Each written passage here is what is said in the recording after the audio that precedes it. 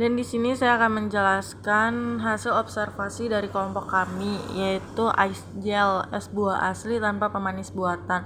Di sini ada visi misinya yaitu semua akan meminum ice gel pada waktunya. Misinya yaitu membuat es yang ramah dan sehat untuk anak, membantu anak agar suka makan buah dan susu.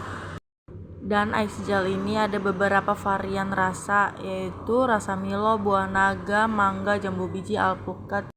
Dan ada beberapa varian rasa lainnya seperti teh manis dan rujak. Selanjutnya ada peta perjalanan penjualan ice gel ini. Dari mulai tahun 2020 penjualan perdana ini skalanya di rumah waktu pertama kali. Terus lanjut ke 2021 itu first investment buka usaha di SD Negeri Warnasari. Dan pada tahun 2022 itu ada penambahan reseller di warung sebelah. Tahun 2023 itu mulai membangun rumah produksi ice gel dan mendapatkan nomor izin berusaha, buka stand di CFD dan penambahan reseller di berbagai SD dan warung. Pada tahun 2024 menaikkan jumlah penjualan. Reseller menjual menggunakan freezer kemasan produk baru dalam bentuk cap. Jadi tuh freezer yang bisa dibawa kemana-mana, yang kecil, kotak kecil gitu. Dan selanjutnya ini ada lokasi produksi, yaitu di Perumahan Warnasari Blok FWA 145 nomor 8 Cilegon Banten. Di sini ada bentuk rumah produksinya dan di sini ada kulkasnya untuk penyimpanan ice gel ini. Kalau yang kecil itu buat menjual di berbagai reseller, itu menggunakan kulkas itu tuh box gitu. Dan ada daftar reseller ice gel, yaitu penempatannya ada di SD Warnasari, Seblak Bunda Yuni, Ibu Khair, CFD, SD Pekalongan 2, SD Samangraya 2, SD Kapuh Denok, SD Kerenceng 1, TPA Asyuhada, SD Kubang Lesung, dan yang terakhir ada MTS Karangjetak. Dan di sini ada beberapa foto dokumentasi di berbagai reseller. Jadi reseller itu menggunakan kayak box pendingin gitu buat penyimpanan ice gelnya. Jadi ice gel ini diproduksi untuk semua kalangan supaya bisa menikmatinya karena terbuat dari bahan-bahan alami seperti buah, susu, tanpa pengawet dan pemanis buatan.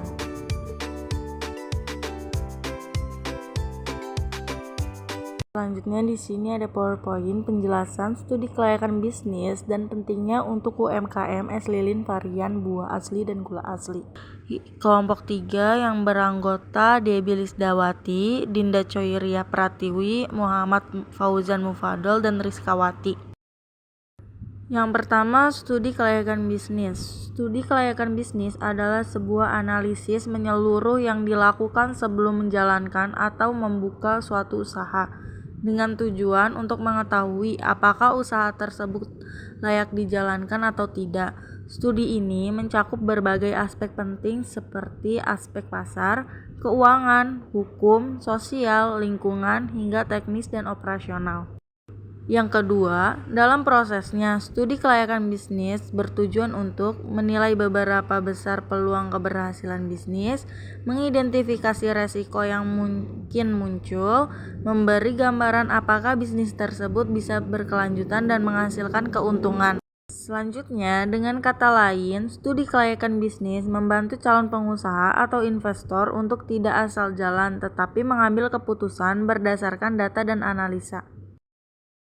Pentingnya studi kelayakan bagi UMKM es lilin buah asli. Bagi UMKM yang memproduksi es lilin berbahan buah asli dan gula alami, studi kelayakan sangat penting karena yang pertama, membantu menghindari kerugian akibat keputusan bisnis yang tidak matang. Yang kedua, memberikan gambaran target pasar dan daya saing. Yang ketiga, menjadi alat bukti kelayakan saat mengajukan bantuan dana, pinjaman, atau investasi. Selanjutnya, menyesuaikan usaha dengan regulasi pemerintah dan potensi sosial ekonomi lokal.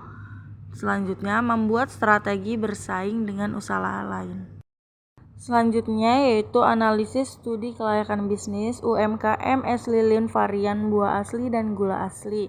Yang pertama itu ada aspek sosial.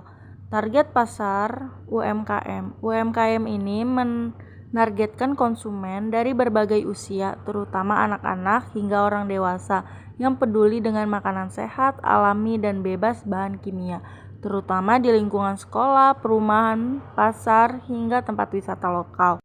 Selanjutnya, hubungan dengan masyarakat. Usaha ini bisa menjalin hubungan baik dengan masyarakat sekitar dengan yang pertama memperkerjakan tenaga kerja lokal, mengambil bahan baku dari petani lokal, yaitu buah segar, dan memberikan kontribusi terhadap ekonomi lingkungan sekitar melalui kolaborasi.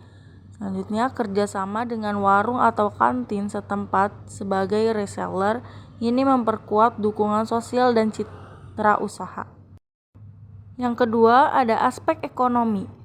Poin pertama, ketersediaan dan stabilitas harga bahan baku. Buah lokal seperti mangga, stroberi, jeruk, semangka atau alpukat, dan gula pasir relatif cukup mudah didapat di pasar tradisional dan musiman. Namun, fluktuasi harga bisa terjadi saat musim buah tertentu habis. Jadi, pelaku UMKM perlu mencari alternatif buah lain. Poin kedua, kompetitor dan strategi bersaing. Meskipun ada banyak penjual es serupa, UMKM ini bisa bersaing dengan